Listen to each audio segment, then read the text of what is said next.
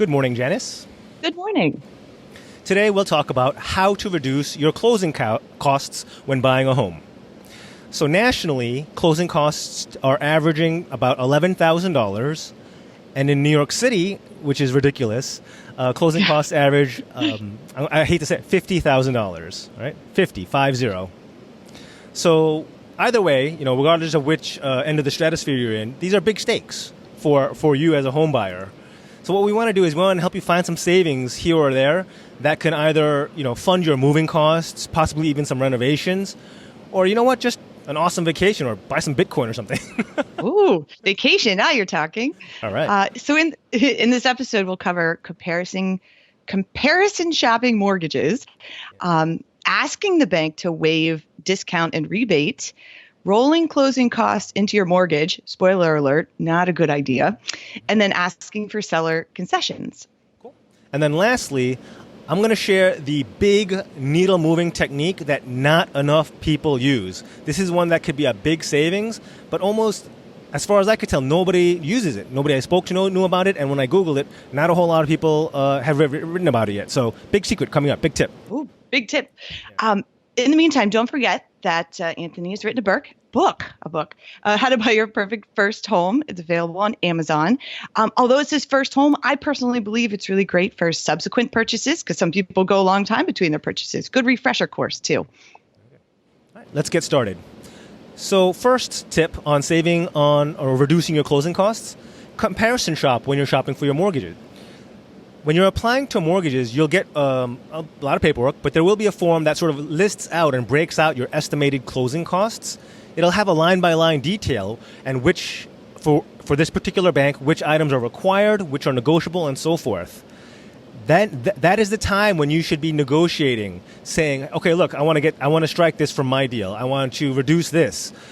Do that now when you're shopping mortgages, not the week before closing.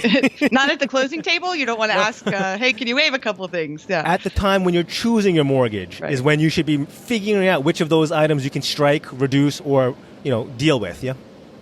Okay, that's a great suggestion. Start now is what you're saying. Look at that. And ask the banks to waive or discount or rebate. So let's say that even if they don't do 100%, even if they do 5%, 10%, heck, even 1% would take that $50,000 down quite a bit. Ask. Most people don't know that they can ask. Probe, call them, look around, do a little digging, a little research. It might be worth it. Yeah, it's been my experience that some of these banks are such big monolithic institutions, even their employees don't know all the programs that they offer. So you just keep asking and see if there's a program that somehow fits your situation, and you might be surprised. You might surprise the banker you're working with. There might be a program that even they didn't know about. Yeah. Okay. Cool. Number 3, way to reduce your closing costs. Ask about rolling your closing costs into your mortgage, and what that means is if you were planning on buying a house for $500,000 and you were going to do a $400,000 mortgage, but now you have $25,000 in mortgage closing costs, you were going to ask, instead of a $400,000 mortgage, can I do a $425,000 mortgage to wrap those closing costs into the mortgage and just kind of add it on to the amount that I'm borrowing? Don't do that. I was going to say, what do you think about that? That is a pretty clear red flag sign that you have overextended yourself and you are buying more house than you can reasonably afford. If you can't afford the closing costs, buy a smaller house or don't buy yet. Period. Plan. Yep. Right? If you have to pay interest, if you have to finance, if you have to put your closing costs on layaway, you are not ready for that house. Right. And you've talked about that before. Yeah. There's plenty of other podcasts of just buy what you can afford. And this is a good example. If you don't have the closing costs, ouch. And then there's asking for seller's commission, that depends on the market, whether it's a buyer's market or a seller's market, but you can ask. Usually it's okay for the sellers to pay about half the closing cost. I mean, that'd be really nice. Again, I think this all comes back to asking, looking. It doesn't hurt. The worst you can hear is no. The best you can hear is, hey, we're going to cover half. That's a pretty big deal. Yeah, in that scenario, I just want to jump in. It's useful to know the market and to know what kind of leverage you have. If it is a buyer's market and the house has been sitting for a long time, right, you're more likely to get away with asking. But if it's a hot market and it's a bidding war, I wouldn't ask. You might lose the house. Right. Yeah. For example, our neighbor's house went on the market on Sunday, sold on Sunday.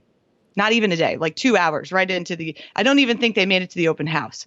Probably not a good idea to ask to sell, for the seller assist at that point, but okay. So what's the big technique?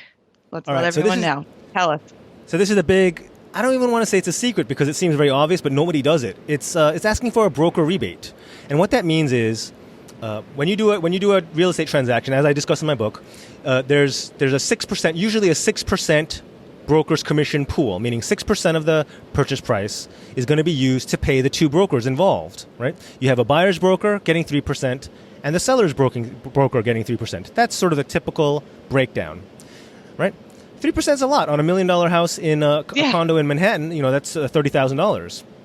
Now, if you, as a buyer, agree in advance with your buyer's broker to do a lot of the work yourself, to do a lot of the legwork, to take a real DIY, do-it-yourself approach, a lot of brokers, not a lot, but more than none, more than a non-zero number, will agree to refund a portion of their commission, sometimes as much as 1 or 2% of the total deal.